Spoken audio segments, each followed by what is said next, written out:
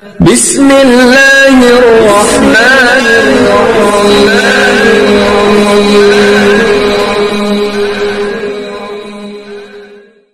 السلام عليكم ورحمة الله وبركاته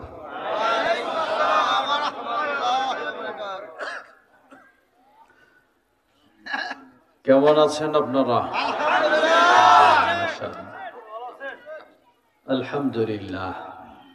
বাইরে থেকে মনে হলো, আমি জিজ্ঞাসা করলাম ব্যাপার কি, নীরব, মানুষজন নাই নাকি? ভিতরে দেখছি আলহামদুলিল্লাহ সব সাজানো গোছানোই আছে। আলহামদুলিল্লাহ।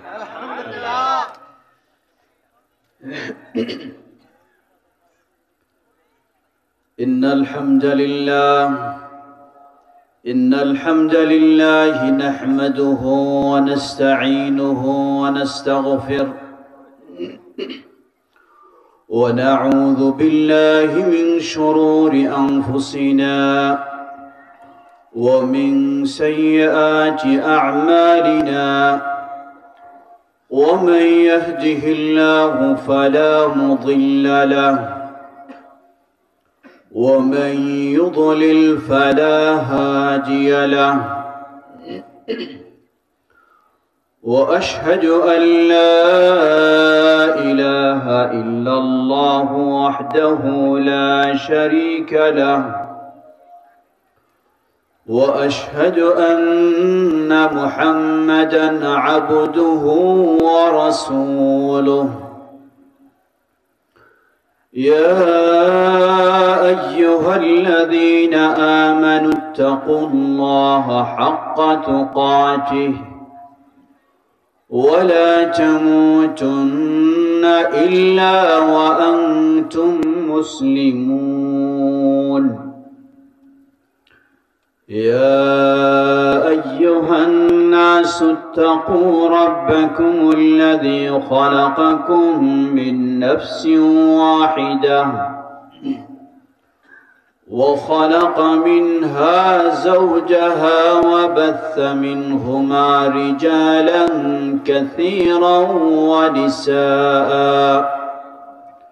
واتقوا الله الذي تساءلون به والأرحام إن الله كان عليكم رقيبا يا أيها الذين آمنوا اتقوا الله وقولوا قولا سديدا يصلح لكم أعمالكم ويغفر لكم ذنوبكم ومن يطع الله ورسوله فقد فاز فوزا عظيما أما بعد فإن خير الحديث كتاب الله وخير الهدي هدي محمد صلى الله عليه وسلم وشر الأمور محدثاتها وكل محدثة بدعة وكل بدعة ضلالة وكل ضلالة في النار فأعوذ بالله من الشيطان الرجيم بسم الله الرحمن الرحيم يا أيها الذين آمنوا توبوا إلى الله توبة نصوحا عسى ربكم أن يكفر عنكم سيئاتكم ويدخلكم جنات تجري من تحتها الأنهار يوم لا يخزي الله النبي والذين آمنوا معه نورهم يسعى بين أيديهم وبأيمانهم ويقولون ربنا أتمم لنا نورنا واغفر لنا إنك على كل شيء قدير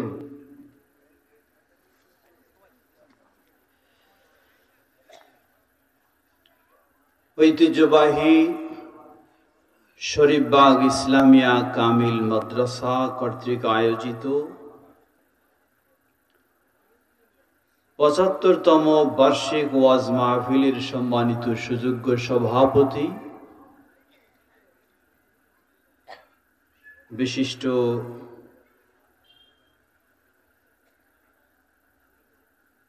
আমাদের অত্যন্ত প্রিয় ব্যক্তি, মাদ্রাসা পরিচালনা কমিটির গভর্নিং বডির সম্মানিত সভাপতি, বাংলাদেশ জমিয়তে আহলে হাদিসের সম্মানিত কেন্দ্রীয় উপদেষ্টা, সাবেক সচিব জনাব মোহাম্মদ আব্দুস সবুর, আজকের মাননীয় প্রধান অতিথি বীর মুক্তিযোদ্ধা আলহাজ বেনজির আহমদ, উপস্থিত রয়েছেন আমাদের অত্যন্ত শ্রদ্ধাভাজন ঢাকা ও মানিকগঞ্জ জেলা জমিয়তে আহলে হাদিসের সম্মানিত সভাপতি প্রবীণ আলেম শেখ বশির উদ্দিন আহমদ, সঞ্চালনায় রয়েছেন অত্র মাদ্রাসার সম্মানিত সুযোগ্য ভাইস প্রিন্সিপাল, বাংলাদেশ জমিয়তে আহলে হাদিসের কেন্দ্রীয় যুগ্ম সেক্রেটারি জেনারেল এবং ঢাকা ও মানিকগঞ্জ জেলা জমিয়তে আহলে হাদিসের সম্মানিত জেনারেল সেক্রেটারি শেখ আব্দুল্লাহ আল মাহমুদ, মঞ্চে আরো অনেকজন রয়েছেন, ধামরাই এলাকা জমিয়তে আহলে হাদিসের সম্মানিত সভাপতি আমাদের ভাই আব্দুর রাজ্জাক এবং আরো অনেক দায়িত্বশীল ও অতিথিবৃন্দ রয়েছেন, আমন্ত্রিত উলামায়ে কেরাম, বিশেষ করে কিছুক্ষণ আগে বিশিষ্ট ইসলামী scholar Sheikh doctor Mohammad Rafiqul Islam Madani কোরআন এবং সুন্নাহ থেকে স্পষ্ট ভাষায় সুললিত কণ্ঠস্বরে বক্তব্য রাখলেন। আরো বক্তব্য রাখবেন আমাদের আরেকজন অত্যন্ত প্রিয় বাগ্মী বিশিষ্ট আলেম শেখ ডক্টর মুজাফফর বিন মুহসিন। সবকিছুর সার্বিক ব্যবস্থাপনায় রয়েছেন অত্র মাদ্রাসার সম্মানিত সুযোগ্য প্রিন্সিপাল শেখ ডক্টর ফাইজুল আমিন সরকার মাদানী, সম্মানিত উস্তাদ বৃন্দ, গভর্নিং বডির অন্যান্য সদস্যবৃন্দ, আমার সামনে সমবেত প্রাণ প্রিয় দিনী ভাই ও পর্দার আড়ালের বোনেরা, শুরুতে আবারও প্রশংসা জ্ঞাপন করছি সেই আল্লাহ সুবহানাহু ওয়া তাআলার, যার বিশেষ তৌফিকে আমরা অত্যন্ত সুন্দর পরিবেশে একটি কোরআন ও সুন্নাহর সুন্দর মাহফিলে সমবেত হওয়ার, কিছু আলোচনা করার ও শোনার সুযোগ লাভ করেছি। যিনি আমাদেরকে তৌফিক দান করেছেন তারই প্রশংসা জ্ঞাপনার্থে বলি আলহামদুলিল্লাহ।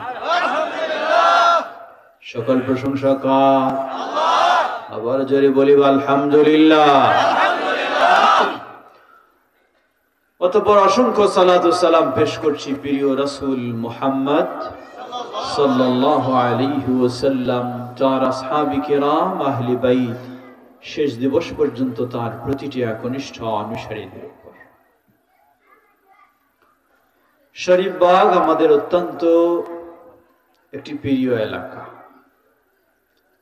আমি জানি, বিশ্বাস করি, আমি যেমন শরীফবাগের মানুষদেরকে আল্লাহর উদ্দেশ্যে ভালোবাসি, তারাও তেমন আমাকেও ভালোবাসেন।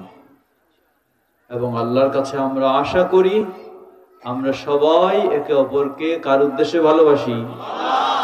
আল্লাহ যেন এর বিনিময় কিয়ামতের কঠিন বিভীষিকাময় দিনে আল্লাহর আরশের ছায়াতলে আমাদের স্থান করে দেন। আল্লাহ আমাদের জন্য সেটি কবুল করে নিন। সেভাবে আমরা যেন চলতে পারি, আল্লাহ আমাদের তৌফিক দান করুন। শরীফবাগ মাদ্রাসার দীর্ঘদিনের প্রিন্সিপাল শেখ আব্দুল মতিন খান সাহেব, তিনিও এসেছেন, দেখা হলো। আল্লাহ তাকে এবং আরো যারা এই ধরনের আমাদের বয়োজ্যেষ্ঠ আছেন সবাইকে পরিপূর্ণ সুস্থতার সাথে ও ঈমানের সাথে আল্লাহ থাকার তৌফিক দান করুন। প্রিয় ভাইরা আমার আগে যিনি বক্তব্য রাখলেন অত্যন্ত জ্ঞানগর্ভ বক্তব্য রেখেছেন। পরে যিনি রাখবেন তিনিও একইভাবে রাখবেন। মাঝে আমি একটু আপনাদের সাথে কিছু মত বিনিময় করব। কথা বুঝেছেন? মত বিনিময় এর মানে হলো আমি কিছু বলবো, আপনাদের কাছে কিছু বলাই নেব। চোখ বন্ধ করে ওয়াজ নয়, কিছু বলবো, আপনাদের কাছেও কিছু বলাই নেব। এর মানে আমার সাথে একটু সজাগ থাকতে হবে। থাকবেন তো ইনশাআল্লাহ? খালি একতরফা ওয়াজ শুনলে চলবে না, একটু সজাগ হয়ে বোঝার চেষ্টা করতে হবে, শিখার চেষ্টা করতে হবে ইনশাআল্লাহ।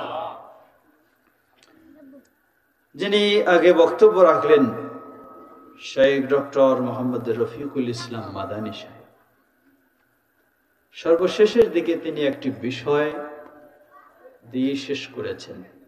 তা কি আপনাদের মনে আছে? কি বিষয়ে? জুলুম। সবচেয়ে বড় জুলুম কি? শিরক। এটিও হলো একটি জুলুম, কিন্তু বড় জুলুম। আল্লাহ বলেন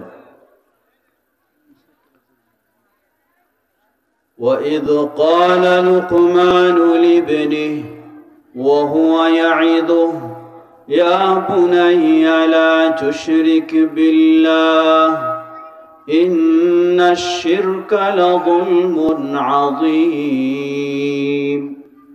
স্মরণ করুন সেই সময়ের কথা, লোকমান হাকিম যখন তার কলিজার টুকরা প্রিয় বৎসকে উপদেশ দিচ্ছিলেন। কি উপদেশ? ইয়া বুনাইয়া লা তুশরিক বিল্লাহ, হে প্রিয় বৎস তুমি আল্লাহর সাথে কখনো শিরকে লিপ্ত হবে না, কারণ ইন্নাশ শিরকা লাযুলমুন আযীম, শিরক হলো পৃথিবীর বুকে সবচেয়ে বড় জুলম, মহা জুলম। এটা ছিল লোকমান হাকিম তার সন্তানকে আদর্শ সন্তান হিসেবে গড়ে তোলার জন্য উপদেশ। আর আজকে আমরা আমাদের সন্তানদেরকে উন্নত, উচ্চ শিক্ষিত, আধুনিক গড়ে তুলতে যত পারা যায় সব আল্লাহর সাথে নাস্তিকতা ও শিরকি শিক্ষা দিয়ে গড়ে তুলতে চাই, ঠিক কিনা?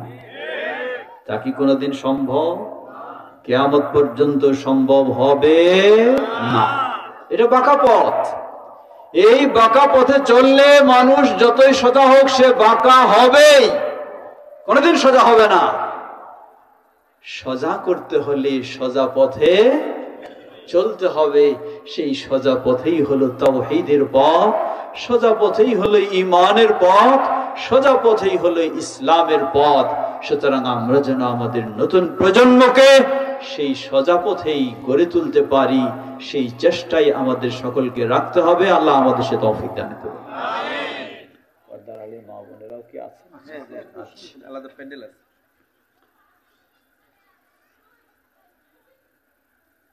তিনি সর্বশেষে আমার যতটুকু মনে হলো আসার সময় আমি শুনেছি, তিনি বলেছিলেন শিরকের অপরাধ আল্লাহ কি? এই আয়াতটি তিনি পেশ করেছিলেন যে আল্লাহ ক্ষমা করেন না, তবে আল্লাহর কাছে যদি কি করা হয়, তওবা করা হয়, তাহলে সেই শিরকের অপরাধও আল্লাহ ক্ষমা করেন। এমনটি ছিল শেখ ডক্টর রফিকুল ইসলাম মাদানী সাহেবের শেষের দিকের কথা। আমি সেখান থেকে একটু শুরু করতে চাই। কিভাবে তওবা হবে? ইসলাম কত সহজ, বলুন আলহামদুলিল্লাহ। ইসলাম কত বাস্তব বিষয়। একজন মানুষ ভুল করবে না এটা কোনোদিন হতে পারে না, অসম্ভব বিষয়। ভুল করবে এটাই স্বাভাবিক, কিন্তু ইসলাম মানুষ ভুল করবে আবার যেন ভুল করে সে সঠিক পথে ফিরে আসতে পারে, সেই পথ ইসলাম সহজ করে দিয়েছে, বলুন আলহামদুলিল্লাহ। শুধু সহজ নয়, আশ্চর্য হবেন, হাদিসটি সহিহুল বুখারীর। নবী সাল্লাল্লাহু আলাইহি ওয়াসাল্লাম বললেন, লাল্লাহু আশাদ্দু ফারহা, আল্লাহ সুবহানাহু ওয়া তাআলা খুবই অধিক খুশি হন। কিসে অধিক খুশি হন? ওই ব্যক্তির চেয়ে, কোন ব্যক্তি দূর পথে ভ্রমণ করেছে, এমন দূর পথে সাথে কিছু পাথেয় ছিল, খাদ্য পানি ছিল, আর বাহন ছিল। এই বাহনে চড়ে, উটে চড়ে বহু দূর চলেছে, মরুভূমি, চতুর্দিকে কোনো কিছু জনবসতি নেই, হাট বাজার নেই, কারোর সাথে যোগাযোগের কোনো পথ নেই। এমন কঠিন জায়গায় পৌঁছে একটু যখন সে বিরতি দিয়েছে, এই বিরতির মধ্যে হঠাৎ দেখে তার বাহনও নাই, তার খাওয়া পানিও নাই। খুব আরামের জিনিস নাকি? হ্যাঁ, এর চেয়ে বড় বিপদ আর হতে পারে? এত ভয়াবহ বিপদ যে এমন জায়গা, সেখান থেকে কোনো দিক যাওয়ার কোনো পথ নেই, বাহন ছাড়া, বাহন নেই, আশপাশে খাওয়া পানিও কিছুই নেই, আর যা সাথে ছিল সেটিও নাই। কঠিন পরিস্থিতি, দুশ্চিন্তায় হঠাৎ আবার একটু চোখ বন্ধ হয়ে এসেছে। এই চোখ খুলতেই দেখে কি, সামনে ওই হারানো বাহন উপস্থিত, তার পাথেও খাওয়া পানি সবটাই উপস্থিত। প্রশংসা কার করবে? জোরে বলেন কার? এখন ওই ব্যক্তি প্রশংসা করছে, এত খুশি, যেটা অসম্ভব ছিল সেটা সম্ভব হয়ে গেল। তো যিনি এই অসম্ভবকে সম্ভব করে দিলেন, তার প্রতি খুশি হয়ে এখন তিনি বলতেছেন, আনতা আবদি ওয়া আনা রাব্বুক। এত খুশি, খুশি হয়ে বলছেন, হে আল্লাহ, তোমার এই প্রশংসা, তুমি আমার বান্দা আর আমি তোমার রব। কেমন খুশিটা হলো! যদি এটা জেনে বুঝে বলে তাহলে তো তার ঈমান থাকবে না, কিন্তু সেটা খুশিতে তার কথাটা উল্টে গেছে। এত খুশি, খুশিতে তার কথাটা উল্টে গেছে যে আনতা রাব্বি ওয়া আনা আবদুক, আপনি আমার রব আর আমি আপনার বান্দা। প্রমাণ হলো যেখানে আমার অসম্ভব বিষয়কে আমাকে মিলিয়ে দিলেন। সুবহানাল্লাহ। তো এই ব্যক্তি এত খুশি, যার পরে খুশির কারণে তার ভাষা পরিবর্তন হয়ে গেছে। আল্লাহ রাসূল সাল্লাল্লাহু আলাইহি সাল্লাম বলেন যে ওই ব্যক্তি যত খুশি, লাল্লাহু আশাদ্দু ফারহা, তার চেয়েও আল্লাহ সুবহানাহু ওয়া তাআলা আরো অনেক অনেক অনেক গুণে খুশি হন যদি কোনো বান্দা আল্লাহর কাছে তওবা করে।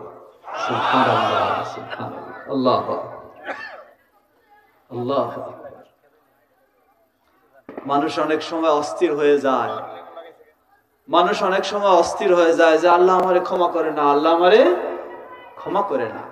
কিন্তু লক্ষ্য করুন, আল্লাহ সুবহানাহু ওয়া তাআলা তার কাছে কোনো বান্দা যদি ক্ষমা চায় সত্যিকারী ভাবে, আল্লাহ কত খুশি হন বলার অপেক্ষা রাখেন। সুবহানাল্লাহ।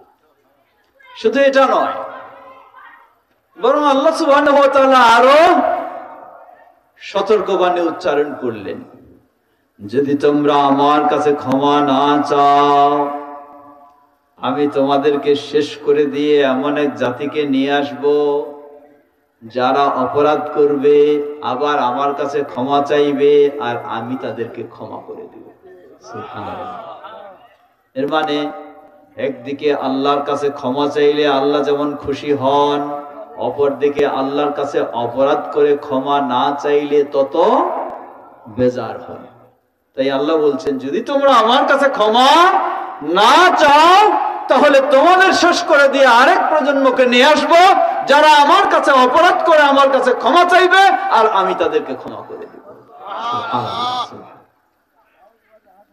প্রিয় ভাইরা আমার, কারণটা কি? কেন আল্লাহ সুবহানাহু ওয়া তাআলার কাছে এই তওবা ইস্তিগফারের বিষয়টা এত প্রিয়? কারণ হলো, মানুষ যখন আল্লাহর কাছে দ্বারস্থ হয়, আর কেউ কিছু ক্ষমা দিতে পারবে না। দিতে পারেন কি? একমাত্র আল্লাহ। তখন আল্লাহ বুঝেন যে এ এখন তাওহীদ কি জিনিস এটা বুঝেছে। সুবহানাল্লাহ।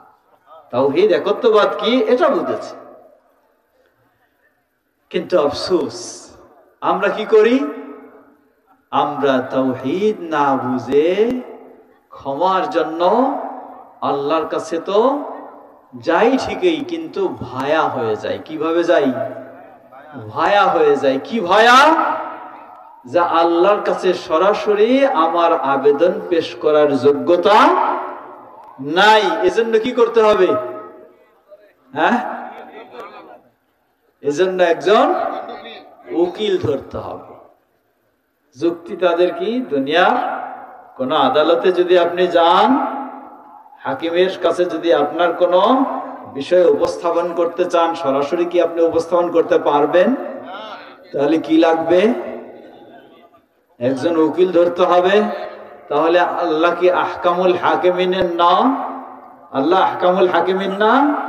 সকল হাকিমের সেরা হাকিম না? তাহলে আল্লাহর কাছে যেতে আরো তো বড় উকিল লাগবে। আর সেই উকিলটা কি?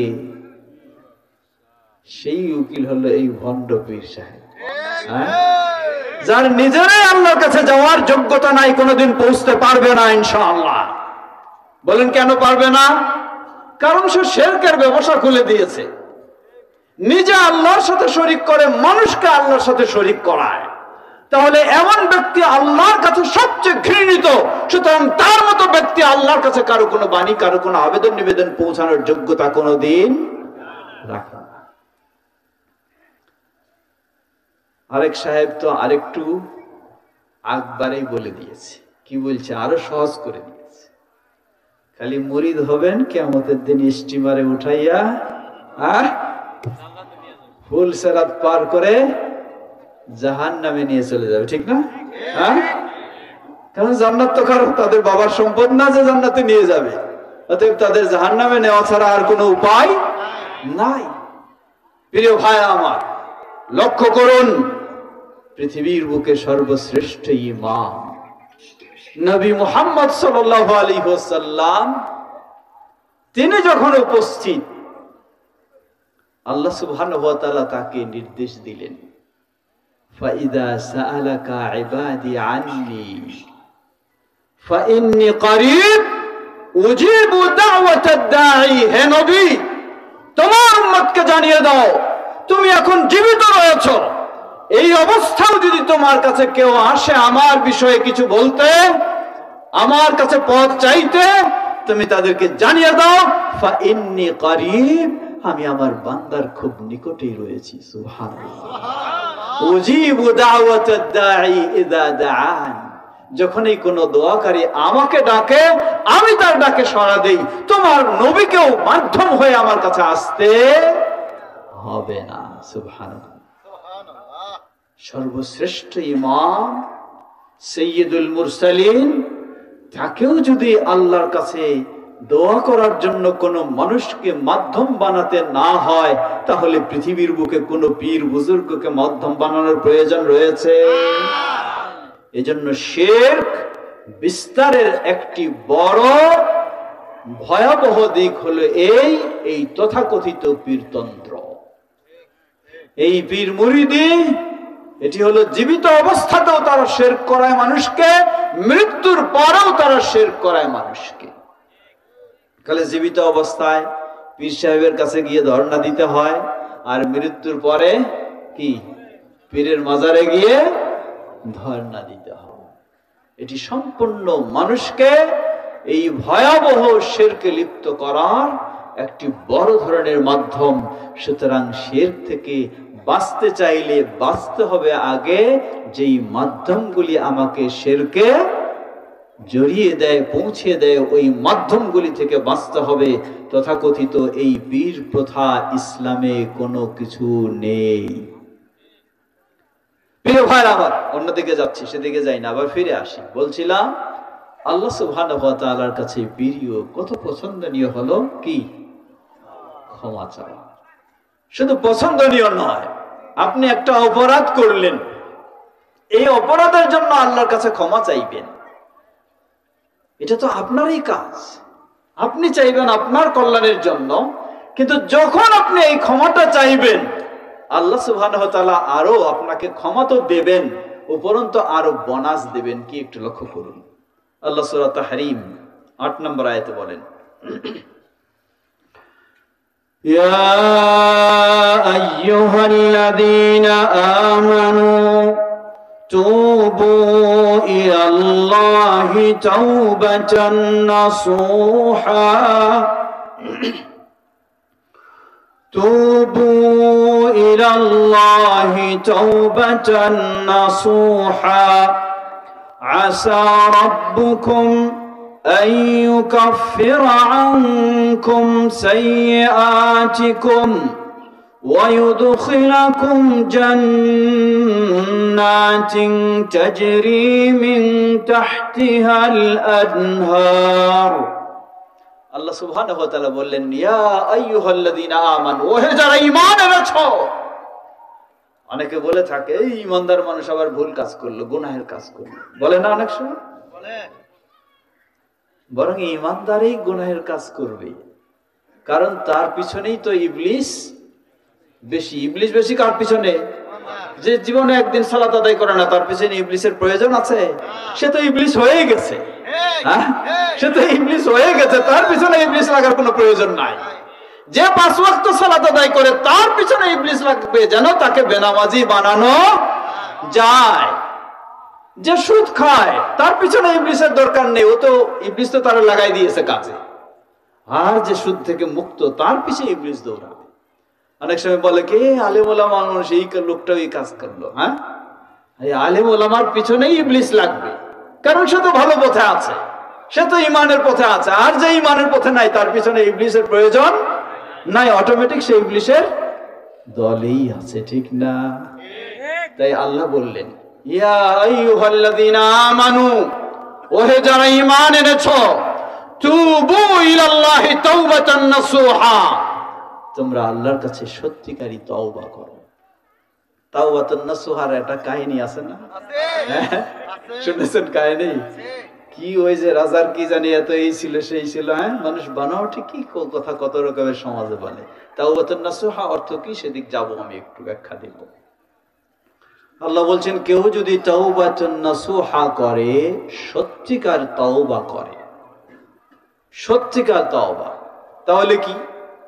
আমি একটা গুনাহের কাজ করেছি, হতে পারে শিরকের কাজ করেছি, হতে পারে বেদাতের কাজ করেছি, হতে পারে সুদ ঘুষে লিপ্ত হয়েছি, হতে পারে জেনা ব্যভিচারে লিপ্ত হয়েছি, আরো যে ধরনের আপনি অপরাধের কাজ করেছেন, আল্লাহ বললেন তুমি সত্যিকারী তওবা করো।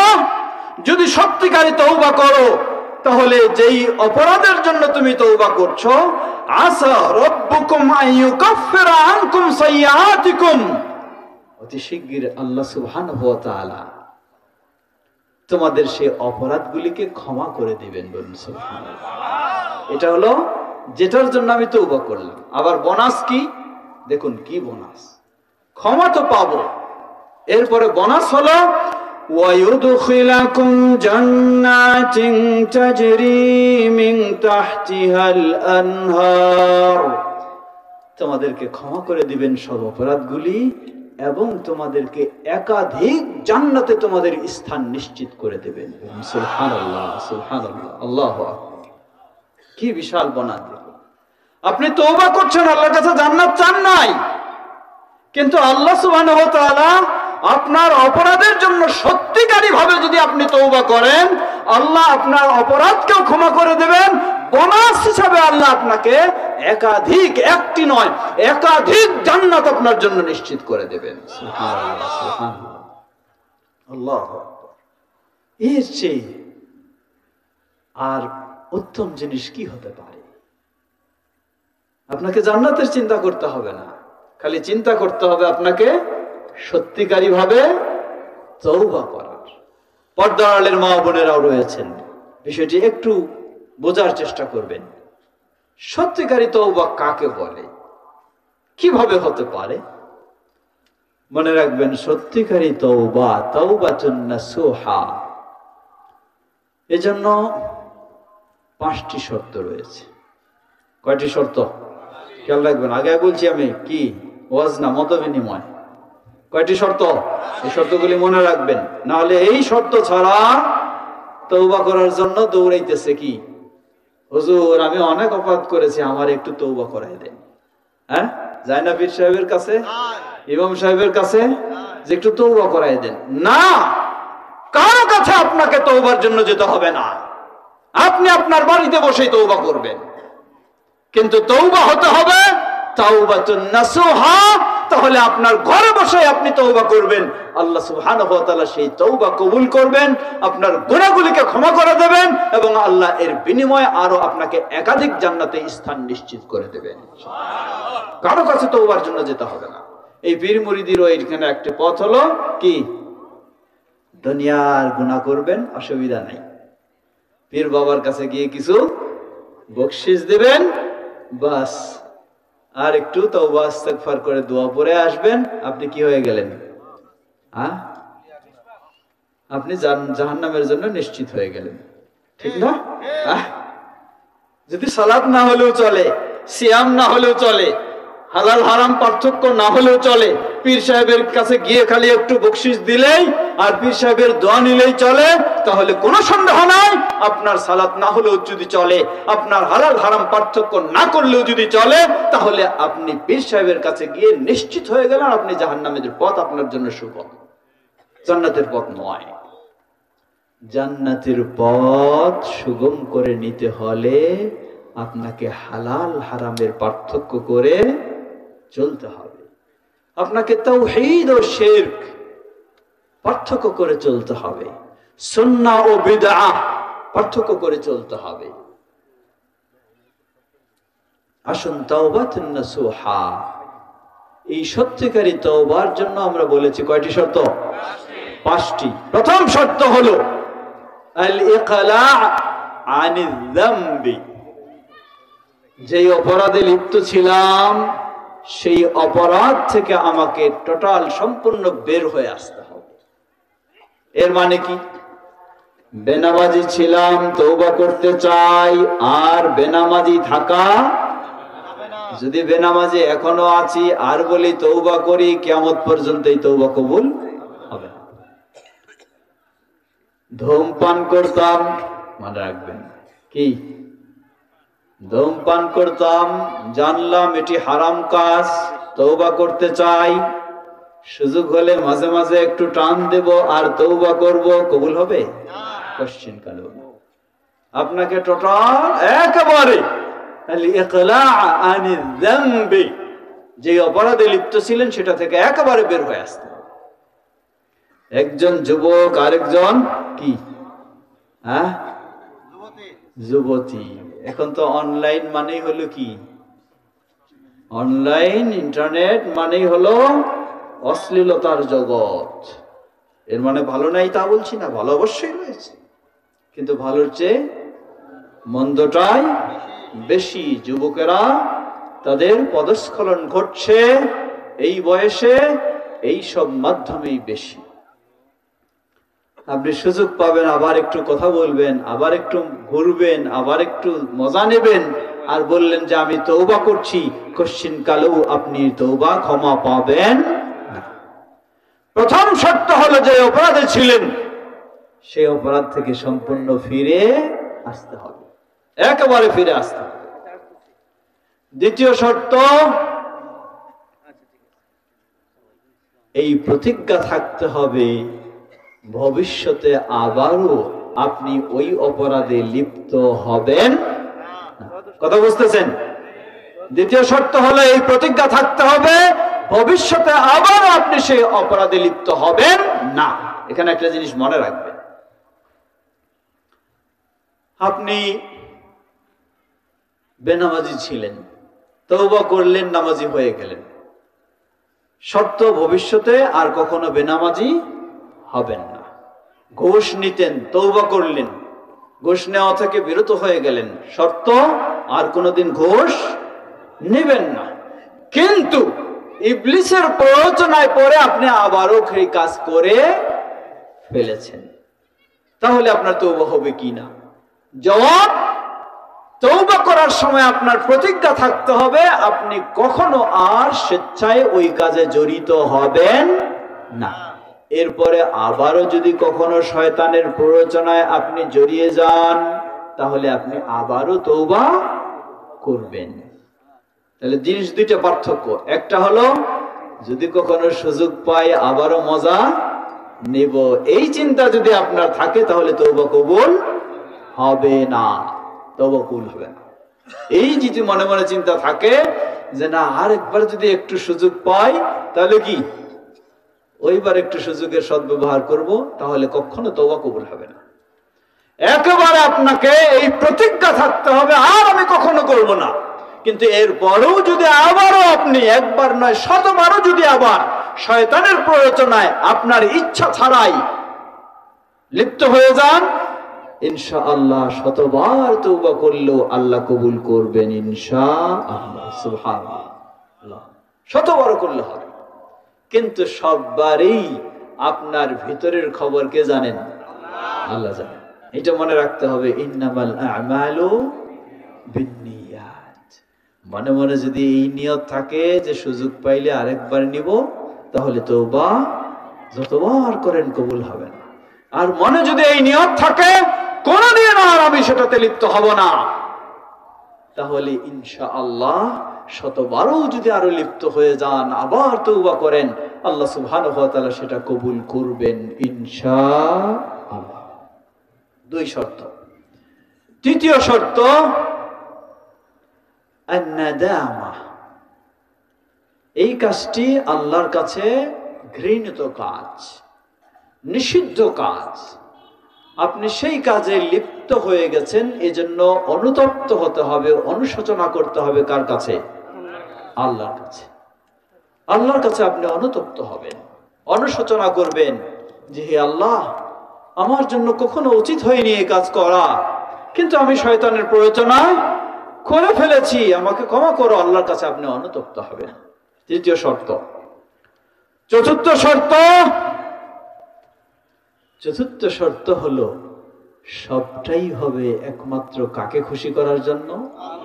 আল্লাহকে খুশি করার জন্য। এর মানে এই সমাজে আমি চলাফেরা করি, মানুষেরা সবাই আমারে চিহ্নিত দূর থেকে বলে এই লোকটা তো এই হলো কি, এই লোকটা নেশা করে, এই লোকটা কি করে, ওই লোকটা কি, ওই লোকটা বেনামাজি, ওই মেয়েটা কি, ওই মেয়েটা বেপরদায় চলে।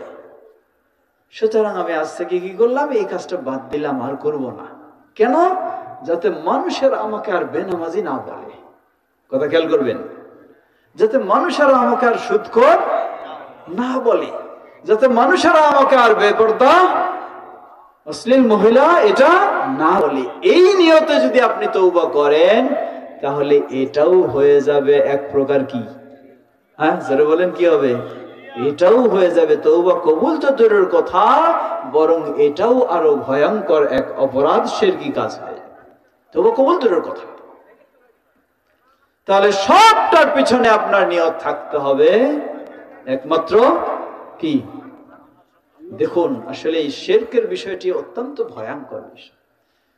সহিহ বুখারীর হাদিস, সহিহ বুখারী মুসলিমের।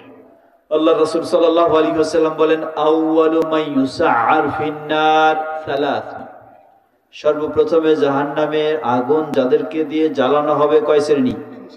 3 শ্রেণী। 3 শ্রেণীর কাজ তো খুবই খারাপ ছিল নাকি?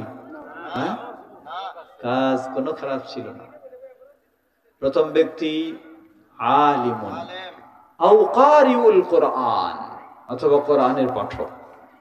সহিহুল বুখারীর হাদিস, উসমান ইবনে আফফান রাদিয়াল্লাহু আনহু বর্ণনা করেন, নবী সাল্লাল্লাহু আলাইহি ওয়াসাল্লাম বলেন, খায়রুকুম মান তাআল্লামাল কোরআন ওয়া আল্লামা, তোমাদের মাঝে শ্রেষ্ঠ ব্যক্তি হইবেন কোনজন? যে নিজে কোরআন শিখেছে এবং অন্যজনকে কোরআন শিক্ষা দেয়। আপনি হাদিস শুনলেন, বিশাল ফজিলত শুনলেন, কোরআন শিখলেন, শিক্ষা দিচ্ছেন। বাহ্যিক কোনো পার্থক্য নেই, পার্থক্য শুধু ভিতরে একটু। পার্থক্য ভিতরে একটু। কি পার্থক্য? আপনি কোরআন শিখলেন, শিখালেন, লিইকালু লাকা কারিউল কোরআন, মানুষেরা যেন আপনার একটু গুণগান করে, প্রশংসা করে যে এই লোকটা খুব সুন্দর কোরআন পড়তে পারে, এই লোকটা প্রসিদ্ধ কারি, আন্তর্জাতিক কারি, অথবা এই লোকটা হলো কি আন্তর্জাতিক মুফাসসিরে কোরআন। এই ভাবটা আপনার ভিতরে যদি থাকে, অথবা এই লোকটা অনেক বড় আলেম, অনেক কিছু জানে, অনেক জ্ঞান রাখে, এইভাবে মানুষ যেন আপনার একটু প্রশংসা করে, এই চিন্তাটা শুধু ভিতরে রাখলেন, কিয়ামতের কঠিন বিভীষিকাময় দিনে আপনাকে আল্লাহর আদালতে যখন উপস্থাপন করা হবে, বলা হবে তোমাকে এই নিয়ামত দেওয়া হয়েছে, তুমি কি করেছো? আপনি বলবেন আমি কোরআন শিখেছি, মানুষকে শিক্ষা দিয়েছি, আমি কোরআনে তাফসীর করেছি, আমি এই সব কিছু করেছি।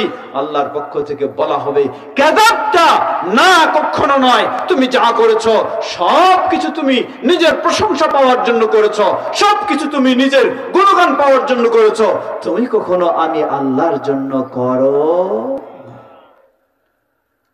ওয়াকাদ কিলা লাক, দুনিয়াতে প্রশংসা পাওয়ার জন্য কোরআন শিখেছো, শিক্ষা দিয়েছো, কোরআনের তাফসীর করেছো, বড় আলেম হয়েছো, দুনিয়ার জীবনে তোমাকে বড় কারি বলা হয়ে গেছে, বড় আলেম বলা হয়ে গেছে, এই আখিরাতে তোমার আর কিছু বাকি নাই।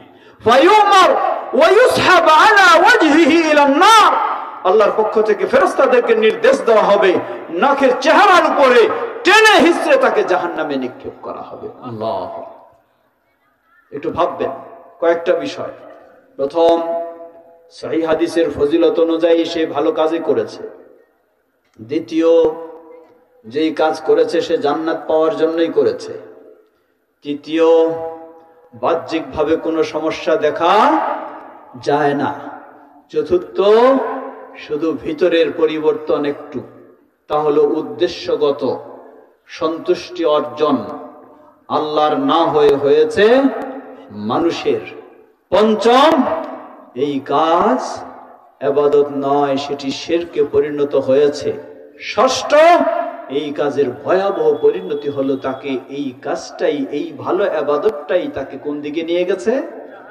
জাহান্নামে। লা হাওলা ওয়ালা কুওয়াতা ইল্লা বিল্লাহ। প্রিয় ভাই, সুতরাং জীবনের সব ক্ষেত্রে মনে রাখতে হবে, সবগুলি হবে একমাত্র কার জন্য? আল্লাহর জন্য। যখন আপনি সবগুলি করবেন একমাত্র আল্লাহর জন্য, দেখুন কিভাবে বিশাল প্রতিদান, আবার বিশাল শাস্তি। ওই হাদিসের দ্বিতীয় ব্যক্তি হলো শহীদ, যিনি জীবনটা শেষ করে দিয়েছেন। তাকে বলা হবে কি করেছো? সে বলবে হে আল্লাহ, আপনার পথে আমার জীবনটা পর্যন্ত শেষ করেছি, শাহাদাত বরণ করেছি। বলা হবে কাযাবতা, তুমি মিথ্যা বলছো, তুমি শহীদ হয়েছো। লিইকালু লাকা শহীদ, যাকে তোমাকে মানুষেরা শহীদ বলে পেপার পত্রিকায় তোমার প্রচার করে, ফেসবুকে তোমার প্রচার হয়, ইতিহাসের পাতায় তোমার লেখা থাকে তুমি শহীদ, এজন্যই শাহাদাত বরণ করেছো। সুতরাং আজকে তোমার কোনো প্রতিদান আমার কাছে নেই। ফেরেশতাদের নির্দেশ দেওয়া হবে চেহারার উপর দিয়ে টেনে হিঁচড়ে জাহান্নামে নিক্ষেপ করা হবে। সবচেয়ে বড় দানবীর সব সম্পদ শেষ করে দিয়েছেন আল্লাহর পথে, সব সম্পদ শেষ করে দিয়েছেন। জিজ্ঞাসা করা হবে কি করেছো? বলবেন হে আল্লাহ, আমার সব সম্পদ তো তোমার পথে ব্যয় করেছি। আল্লাহ বলবেন, মিথ্যা বলছো, তুমি সম্পদ ব্যয় করেছো যাতে এই মাহফিলে বা অমুক জায়গায় তোমাকে বড় দানবীর বলে মানুষ বাহবা জানায়, সাবাস জানায়, ওই জন্য করেছো। দুনিয়াতে তুমি সাবাস পেয়ে গেছো না, এখানে তোমার কোন প্রতিদান। চেহারার উপর দিয়ে টেনে হিচড়ে তাকে জাহান্নামে নিক্ষেপ করা হবে। আল্লাহ। প্রিয় ভাইরা, এ যেমন ভয়াবহ বিষয়, আবার তেমনি ভাবে যদি আপনি এই শিরকি চেতনা থেকে, শিরকি চিন্তা, সেই শিরক হতে পারে প্রকাশ্য কাজের মাধ্যমে, শিরক হতে পারে কথার মাধ্যমে, শিরক হতে পারে আপনার ভিতরের চিন্তার মাধ্যমে, এই সব কিছু থেকে যদি বিরত থাকতে পারেন, শিরক থেকে আপনি বিরত থাকলেন, বহু গুনাহ করেছেন। নবী সাল্লাল্লাহু আলাইহি ওয়াসাল্লাম সুসংবাদ দিচ্ছেন, আল্লাহ সুবহানাহু ওয়া তাআলা কিয়ামতের কঠিন দিনে আপনাকে বলবেন, ইয়া ইবনা আদম লাউ আতাইতানি বিকুরাবিল আরদ খাতায়া, হে আদম সন্তান, জেনে রাখো তুমি যদি গোটা পৃথিবীর সমান গুনাহ নিয়ে আমার কাছে উপস্থিত হও, কিন্তু একটি শর্ত, ওয়ালাম তুশরিক বি শাইআ, আমার সাথে তুমি কোনো শিরকে লিপ্ত হও নাই।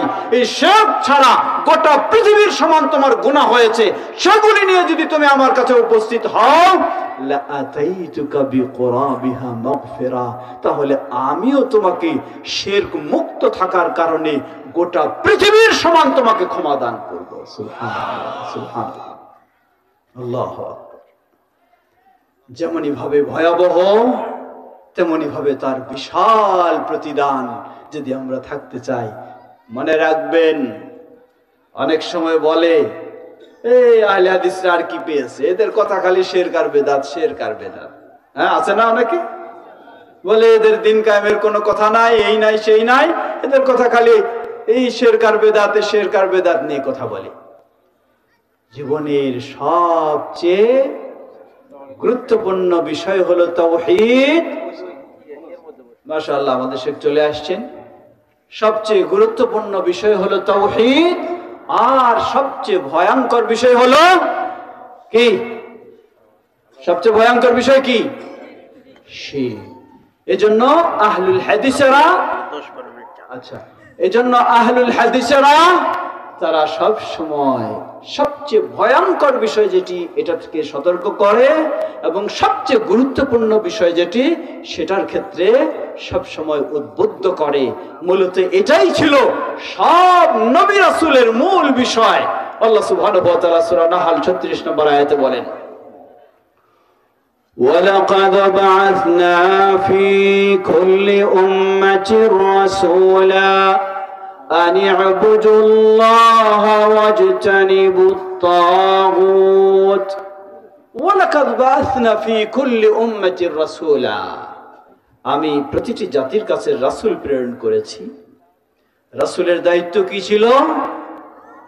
রাসূলের দায়িত্ব ছিল তারা যেন রাষ্ট্র গঠন করে দিয়ে পৃথিবী থেকে বিদায় নিতে পারে। ঠিক না? হ্যাঁ, কথা বুঝতেছেন না, বুঝেন না? হ্যাঁ, রাষ্ট্রের অবশ্যই প্রয়োজন, ইসলামী রাষ্ট্রের অবশ্যই প্রয়োজন পরিপূর্ণতার জন্য। কিন্তু মনে রাখবেন, যদি ইসলামেই পূর্ণ না হয়, ইসলামেই নির্ভেজাল না হয়, ওই ভেজাল ইসলাম দিয়ে শুধু এক দেশের রাষ্ট্র নয়, গোটা বিশ্ব কায়েম করলেও আপনার কোনো কাজে আসবে না। এজন্য নবী রাসূলদের বিষয় ছিল, মূল বিষয় দুটি, আনি আবুদুল্লাহ, ইবাদত কার? একমাত্র আল্লাহ, ছোট বড়, প্রকাশ্য প্রকাশ্য সব। দ্বিতীয়, ওয়াজতানিবুত তাগুত, তাগুত শিরক কুফর থেকে বিরত। এই আলোকেই আহলুল হাদিসরা সব সময় সতর্ক করে থাকে। প্রিয় ভাইরা আমার, ফিরে আসি, যেহেতু আমাদের আলোচক এসে গেছেন, বিশিষ্ট বাগ্মী ইসলামী চিন্তাবিদ শেখ ডক্টর মুজাফফর বিন মুহসিন। আমরা বলছিলাম তাওবাতুন নাসুহা এর কয়টি শর্ত? 5টি। কয়টিতে গেছি আমরা? 4টি গেছি। 5ম নাম্বার হলো তওবা করতে হবে জীবনটা যখন শেষ, মরে যাচ্ছি ওই সময়। হ্যাঁ, ওই সময় তওবা করলে কবুল হওয়ার আশা নাই। ফেরাউনের কাজটা তাই ছিল, যখন দেখে আর উপায় নাই, পানি খাওয়া ছাড়া আর বাতাস খাওয়ার সুযোগ নাই, খালি পানি খাইতে হয়, তখন সে বলে আমি কার?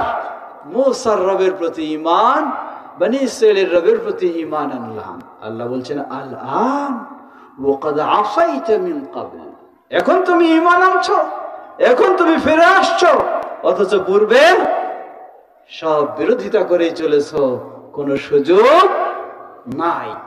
এজন্য মানুষের সময় থাকতে তওবা হতে হবে। সময় থাকতে বলতে এর দুটি দিক রয়েছে, একটি হলো ব্যক্তি বিশেষ, আরেকটি হলো সামগ্রিক সকলের জন্য। ব্যক্তি বিশেষ হলো আমার যখন মুমূর্ষ অবস্থায় আমি পৌঁছে যাব, তার পূর্বেই আমার তওবা হতে হবে। আর সামগ্রিক সকলের জন্য প্রতিদিন সূর্য উদিত হয় পশ্চিম আকাশে, তাই না?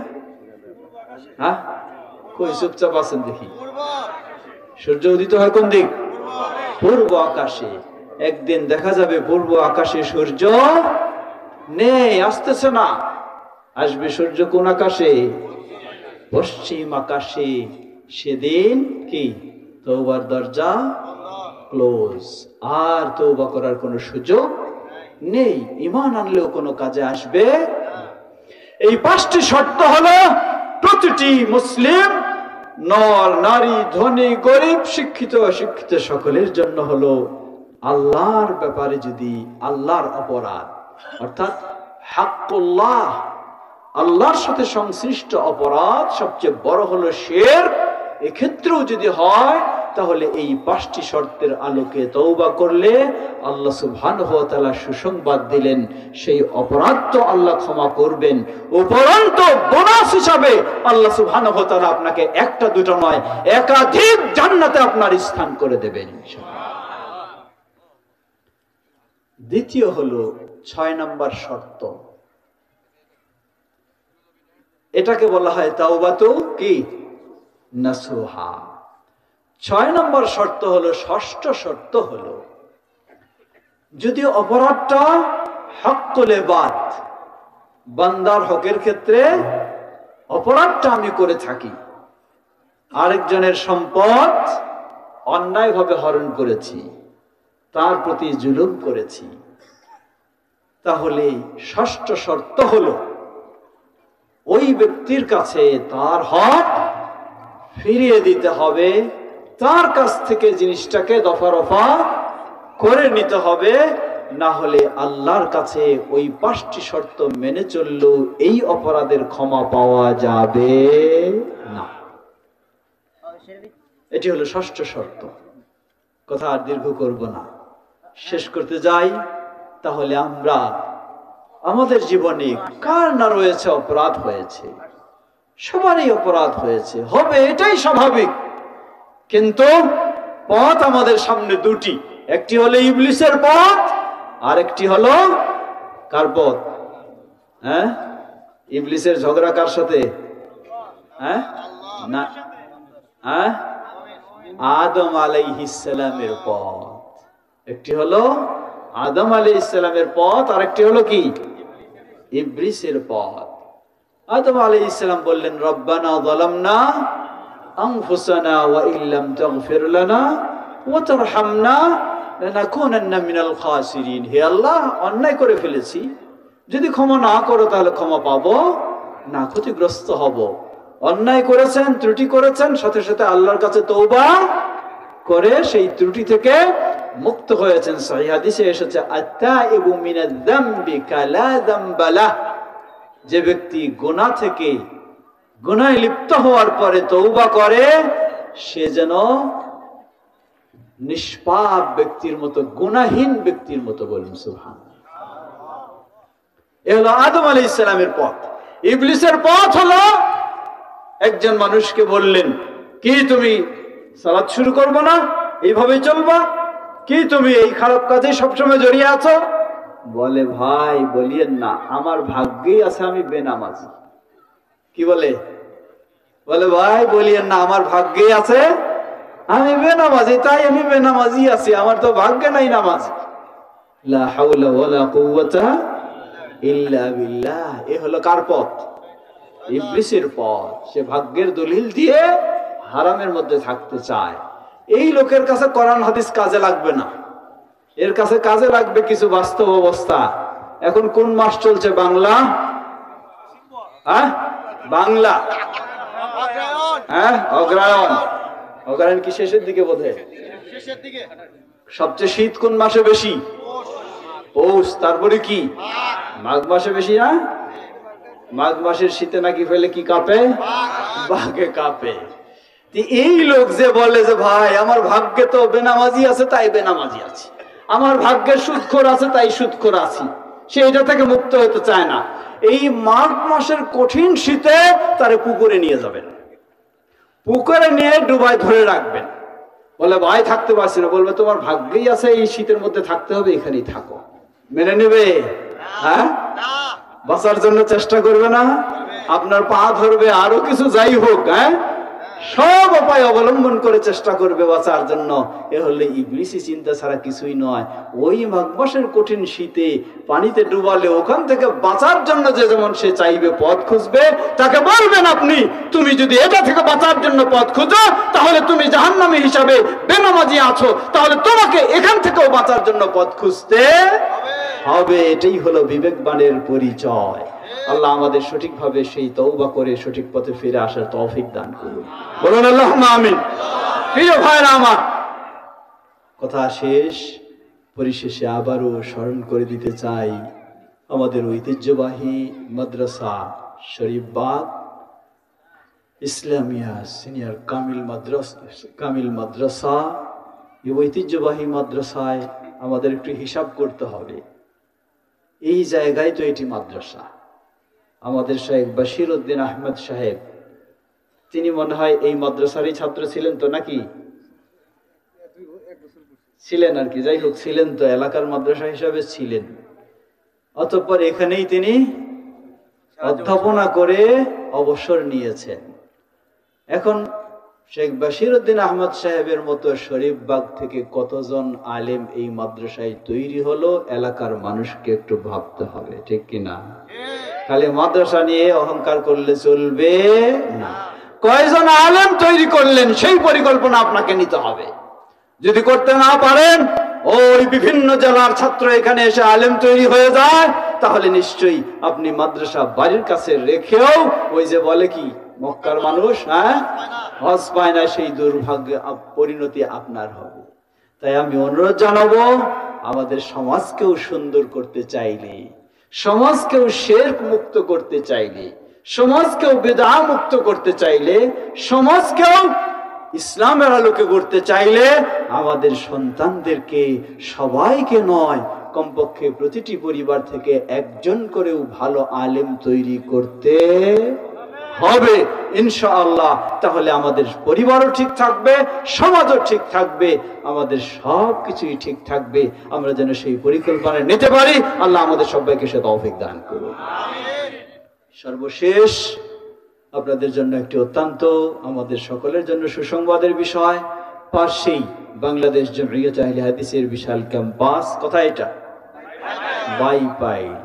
সেই ক্যাম্পাসে আল্লামা ডক্টর মোহাম্মদ আব্দুল বারী রাহিমাহুল্লাহর স্বপ্ন international Islami university of science and technology, সেটি অনুমোদন লাভ হয়েছে। বলুন আলহামদুলিল্লাহ। এবং আশা করছি আমরা অতি শীঘ্রই শিক্ষা কার্যক্রম চালুরও অনুমোদন পাবো। আপনারা জানবেন, আপনাদের ছাত্ররা যারা এখানেও যারা একদিকে আলেম হবে, পড়ালেখা করবে, অপরদিকে সেখানেও ইসলামী অন্যভাবে টেকনোলজি সেই সব সাবজেক্টেও পড়ালেখা করবে। সেগুলি আমাদের এই প্রতিষ্ঠান সবগুলিতেই আমাদের এই আনন্দের বিষয়। আমরা যেন সেগুলির আলোকে আমাদের সন্তানদেরকে আরো সুশিক্ষিত ও যোগ্য আদর্শ সন্তান হিসেবে গড়ে তুলতে পারি, তাওহীদপন্থী সুন্নাহপন্থী সন্তান হিসেবে গড়ে তুলতে পারি। আল্লাহ তৌফিক দান করুন। আরেকটি শেষ বিষয় হলো আগামী 15 ও 16 ফেব্রুয়ারি, কত 15 ও 16 ফেব্রুয়ারি গতবার যেমন দেখেছিলেন বাইপাইল আশুলিয়া ঢাকায়, সেখানে বাংলাদেশ জামিয়াত আহলে হাদিসের কেন্দ্রের সম্মেলন, সেটি আগামী 15 ও 16 ফেব্রুয়ারিতে সেই বাইপাইলি সম্মেলন অনুষ্ঠিত হবে ইনশাআল্লাহ। সেখানেও বিভিন্ন দেশের বিশিষ্ট ইসলামী স্কলারগণ আসবেন। আপনাদের সকলকে দাওয়াত জানাচ্ছি। সেজন্য যা প্রস্তুতি দরকার এবং যা উপস্থিতি দরকার সবটাই আপনাদেরকেই বেশি করতে হবে, কারণ আপনারাই হলেন সবচেয়ে দূরের মানুষ। হ্যাঁ, কি সবচেয়ে কাছের মানুষ না? তাহলে আপনাদের দায়িত্ব তো বেশি ইনশাআল্লাহ। ইনশাআল্লাহ বলুন ইনশাআল্লাহ, এত ভয় কিসে? ইনশাআল্লাহ আমরা যেন এইভাবেই সকলেই মিলেমিশে আমাদের তাওহীদি পথে অগ্রসর হয়ে আমাদের কাজ করে যেতে পারি। আল্লাহ আমাদের সকলকে সে তৌফিক দান করুন, বলুন আল্লাহুম্মা আমিন। সর্বশেষ মাদ্রাসা পরিচালনা গভর্নিং বডির যারা রয়েছেন, সম্মানিত সভাপতি সাহেব সহ এবং সম্মানিত প্রিন্সিপাল সাহেব, ভাইস প্রিন্সিপাল সহ সকল ওস্তাদদের প্রতি ও সকলের প্রতি কৃতজ্ঞতা জানিয়ে আমার সংক্ষিপ্ত কথা এখানে শেষ করছি। ওয়া আখিরু দাওয়ানা আলহামদুলিল্লাহি রাব্বিল আলামিন ওয়া সাল্লাল্লাহু তাআলা নবিনা মুহাম্মদ ওয়া আলা আলিহি ওয়া সাহবিহি আজমাইন। সুবহানাকা আল্লাহুম্মা ওয়া বিহামদিকা আশহাদু আল লা ইলাহা ইল্লা আনতা আস্তাগফিরুকা ওয়া আতুবু ইলাইক। ওয়া আসসালামু আলাইকুম ওয়া রাহমাতুল্লাহি ওয়া বারাকাতুহু।